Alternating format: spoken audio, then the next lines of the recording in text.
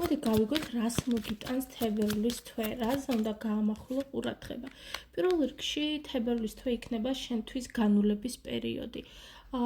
დაფიქრდები იმაზე, თუ რა არის შენთვის მნიშვნელოვანი, რა უნდა დატოვო წარსულში და რა გჭირდება შენ იმისათვის, რა გაკლია და რა კუთხით უნდა გახვიდე, ესე რომ ვთქვათ, პროგრესში და სიახლეში, მაგრამ ნახე პირველ რიგში უმეტესწილად განულება საჭირო არის დეპრესიული მდგომარეობის, უემოციობის, ჩაკეტილობის, ძალიან კარგი იქნება წმენდები, ასევე ჩაფიქრება საკუთარ თავში, საკუთარი გარშემომყოფების, ცხოვრების, გავლილი ეტაპების ანალიზი, ანუ რა არ გაკმაყოფილებს შენ, რაშია საქმე, ანუ კი, აქ არის მესამე პირის ჩარევები, აქ არის ტალკვა, აქ არის ეჭვიანობა, ეს არის ორგულობა, ეს არის დაუმსახურებელი ნეგატიური ენერგია. მიაქციე შენს ენერგო სივრცეს და ენერგოველს ყურადღება. ძალიან გამოგვით ასევე სამსახურმა, გარემომ, კოლეგებმა, აი მენტალურად ხარ საკმაოდ გადატვირთული და გადაძაბული.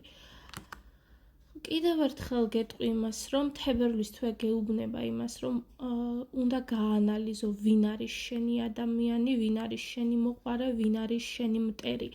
სიმამაცით უნდა შეხედო შენს შიშებს, შენს კომპლექსებს, შენს ღამეულ კოშმარებს, უნდა ჩახედო თვალებში და უნდა დაძლიო.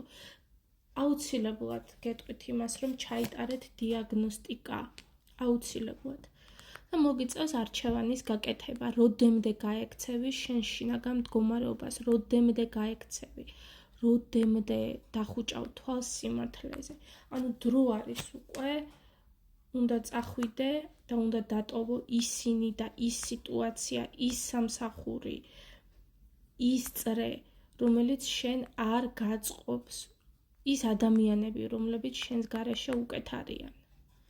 დროა უკვე თებერვლის თვე ზუსტად ამისთვის შენ გამზადებს და გაძლევს იმის პირობას, რომ განულების შემდგომ რადიკალურად სხვა ცხოვრება დაგეწყება, მაგრამ ახლა მოსაკვეთია ის, რაც შენ გაზიანებს, რაც შენ გაზიანებს შინაგანად შენს მენტალურ მდგომარეობას, მენტალურიდან გადადის ფიზიკურზე.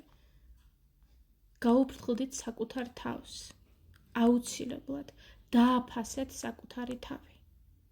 ეს გაითვალისწინეთ, ეს იყო თქვენთვის რჩევა.